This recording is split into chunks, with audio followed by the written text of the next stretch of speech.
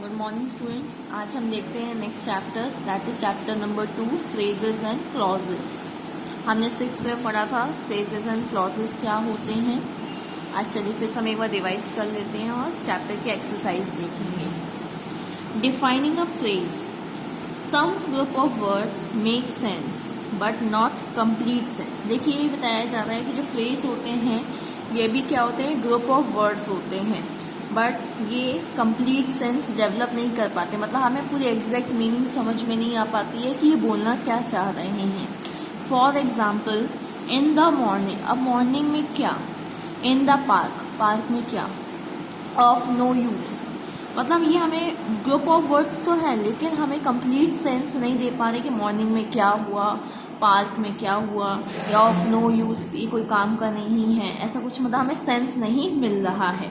A group of words that makes partial sense is called a phrase। तो वही बताया जा रहा है कि फ्रेज क्या होते हैं, ऐसे ग्रुप ऑफ वर्ड्स होते हैं जो हमें थोड़ा बहुत कुछ बता पाते हैं, हमें पूरा एग्जैक्ट सेंटेंस का सेंस नहीं बता पाते हैं।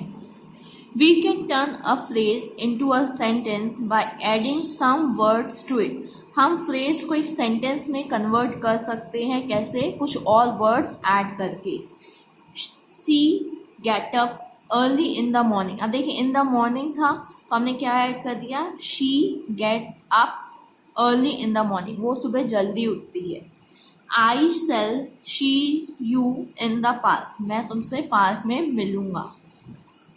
This money is of no use to me now, ये जो मनी है ये मेरे कोई काम का नहीं है। तो हमने देखिए यही बताया गया कि जो फ्रेजेस हैं वो एक सेंटेंस का पार्ट बन गए हैं, तो हमें एग्जैक्ट मीनिंग पता चले कि वो क्या बोलना चाह रहे हैं।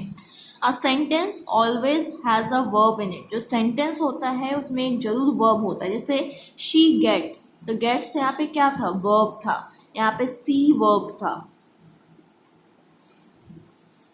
यहाँ पे यूज वर्ब था। तो वही बताया जा रहा है कि जो सेंटेंस होता है उसमें एक वर्ब जरूर होता है लेकिन फ्रेज में कोई वर्ब नहीं होता है।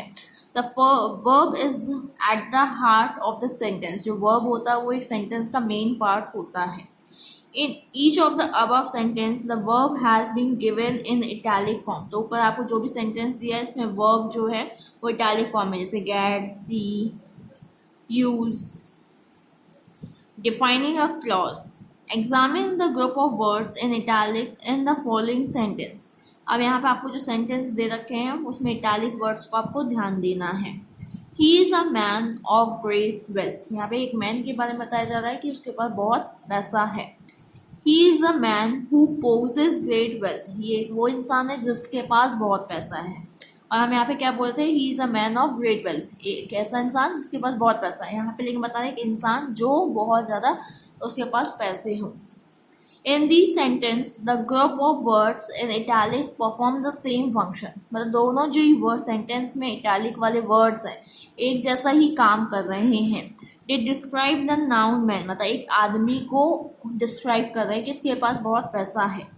We can easily recognize the group of words of great wealth to be a phrase। अब देखिए यहाँ पे of great wealth दिया है, तो ये क्या है, यहाँ पे फ्रेज का काम कर रहा है।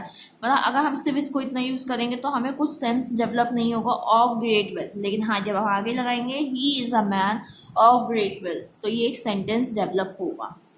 But what about the expression who possesses great wealth in sentence 2? This expression has a finite verb। यहाँ पे लेकिन ध्यान दीजिए यहाँ पे एक verb है possess and it also has a subject who, और यहाँ पे subject भी हमें दे रखा who, तो it is a clause। तो clause क्या है, ये भी group of words है लेकिन इसमें verb होता है और subject होता है।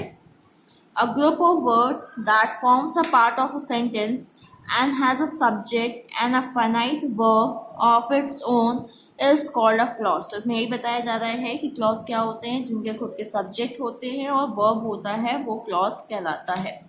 Both phrases and clauses are only part of sentence। लेकिन जो phrases होते हैं, clauses होते हैं, वो एक sentence का part होते हैं।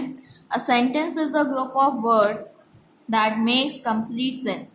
और जो एक सेंटेंस होता है वो भी ग्रुप ऑफ वर्ड्स होता है लेकिन सेंटेंस अपने आप में कंप्लीट सेंस प्रोवाइड कराता है।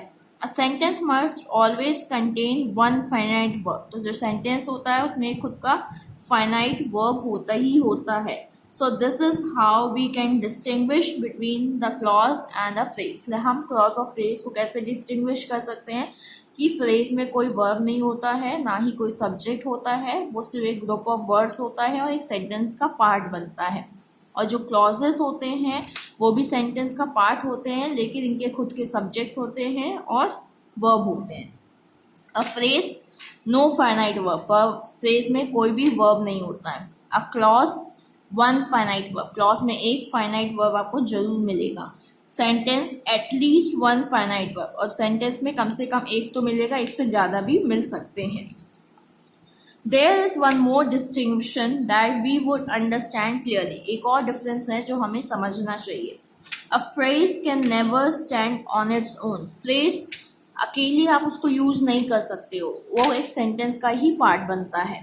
A sentence can stand on its own. जो सेंटेंस है उसको किसी की जरूरत नहीं होती है, वो अपने आप एक कंप्लीट मीनिंग देता है। अ क्लॉज मे और may not stand on its own. Clause का है कि वो स्टैंड हो भी सकता है, नहीं भी हो सकता है।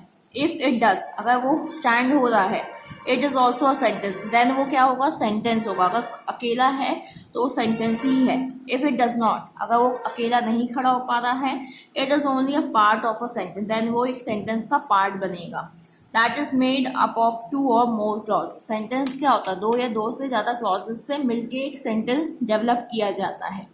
तो आज हमने इसमें पढ़ा है फ्रेजेस क्या होते हैं, क्लॉजेस क्या होते हैं और सेंटेंस क्या होते हैं। फ्रेजेस भी ग्रुप ऑफ वर्ड्स होते हैं, लेकिन जो कंप्लीट सेंस नहीं दे पाते हैं, इनमें वर्ब नहीं यूज़ किया जाता है। और क्लॉजेस भी ग्रुप ऑफ वर्ड्स होते हैं, इसमें एक फाइनाइट वर्ब आपको मिलेगा ही मिलेगा और इसका खुद का सब्जेक्ट होता है। और सेंटेंस अपने आप में कंप्लीट होता है, इसमें सब्जेक्ट भी होता है, वर्ब भी होता है, ऑब्जेक्ट भी होता है, और एक हमें कंप्लीट मीनिंग डेवलप करते हैं। चलिए हम आगे का नेक्स्ट डे देखेंगे इसकी एक्सरसाइज। Thank you.